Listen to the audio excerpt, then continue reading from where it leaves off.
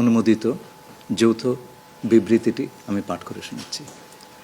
আজ বিএনপির ভারপ্রাপ্ত চেয়ারপারসন জনাব তারেক রহমান লন্ডনে সফররত প্রধান উপদেষ্টা প্রফেসর ডক্টর মোহাম্মদ ইউনূসের সাথে সাক্ষাৎ করেন। অত্যন্ত সৌহার্দ্যমূলক পরিবেশে তাদের বৈঠক অনুষ্ঠিত হয়।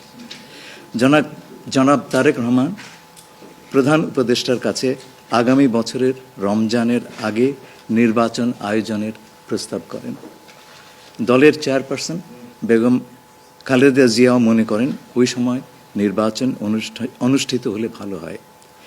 প্রধান উপদেষ্টা বলেন যে তিনি আগামী বছর এপ্রিলের প্রথমার্ধের মধ্যে নির্বাচন অনুষ্ঠানের ঘোষণা দিয়েছেন।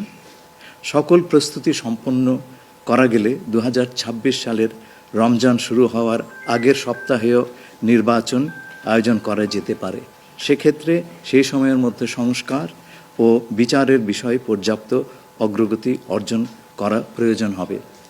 জনাব তারেক রহমান প্রধান উপদেষ্টার এই অবস্থানকে স্বাগত জানান এবং দলের পক্ষ থেকে তাকে ধন্যবাদ জ্ঞাপন করেন। প্রধান উপদেষ্টাও জনাব তারেক রহমানকে ফলপ্রসূ আলোচনার জন্য ধন্যবাদ জানান। অনুমোদিত যৌথ বিবৃতিটি আমি পাঠ করে শোনাচ্ছি। আজ বিএনপির ভারপ্রাপ্ত চেয়ারপারসন জনাব তারেক রহমান লন্ডনে সফররত প্রধান উপদেষ্টা প্রফেসর